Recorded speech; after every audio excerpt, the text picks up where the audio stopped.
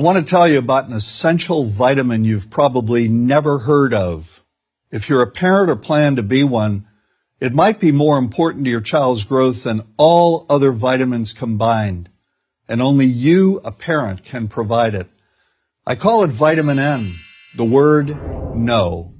More and more children, I find, are suffering from vitamin N deficiency, and they, their parents, and our entire culture are paying the price. Let me illustrate my point with a story that's quite typical. A father, I'll call him Bill, gave his son, age 5, pretty much everything the little boy asked for. Like most parents, Bill wanted more than anything for his son to be happy, but he wasn't. Instead, he was petulant, moody, and often sullen. He was also having problems getting along with other children. In addition, he was very demanding and rarely, if ever, expressed any appreciation, let alone gratitude, for all the things Bill and his wife were giving him. Was his son depressed, Bill wanted to know? Did he need therapy? His son, I told him, was suffering the predictable ill effects of being overindulged. What he needed was a healthy and steady dose of vitamin N. Overindulgence, a deficiency of vitamin N, leads to its own form of addiction. When the receiving of things begins to generate nothing but want for more things. One terrible effect of this is that our children are becoming accustomed to a material standard that's out of kilter with what they can ever hope to achieve as adults. Consider also that many, if not most, children attain this level of affluence not by working, sacrificing, or doing their best, but by whining, demanding, and manipulating. So in the process of inflating their material expectations, we also teach children that something can be had for next to nothing.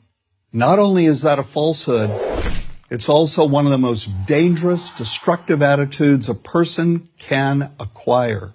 This may go a long way toward explaining why the mental health of children in the 1950s, when kids got a lot less, was significantly better than the mental health of today's kids. Since the 50s, and especially in the last few decades, as indulgence has become the parenting norm, the rates of child and teen depression have skyrocketed. Children who grow up believing in the something for nothing fairy tale are likely to become emotionally stunted, self-centered adults. Then, when they themselves become parents, they're likely to overdose their children with material things. The piles of toys, plushies, and gadgets one finds scattered around most households. In that way, overindulgence, a deficiency of vitamin N, becomes an inherited disease. An addiction passed from one generation to the next. This also explains why children who get too much of what they want rarely take proper care of anything they have. Why should they? After all, experience tells them that more is always on the way. Children deserve better. They deserve to have parents attend to their needs for protection, affection, and direction. Beyond that, they deserve to hear their parents say no far more often than yes when it comes to their whimsical desires. They deserve to learn the value of constructive creative effort as opposed to the value of effort expended whining, lying on the floor, kicking and screaming, or playing one parent against the other. They deserve to learn that work is the only truly fulfilling way of getting anything of value in life, and that the harder they work, the more ultimately fulfilling the outcome. In the process of trying to protect children from frustration, parents have turned reality upside down. A child raised in this topsy-turvy fashion may not have the skills needed to stand on his or her own 2 feet when the time comes to do so. Here's a simple rule.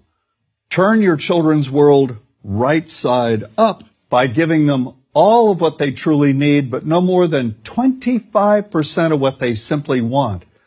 I call this the principle of benign deprivation.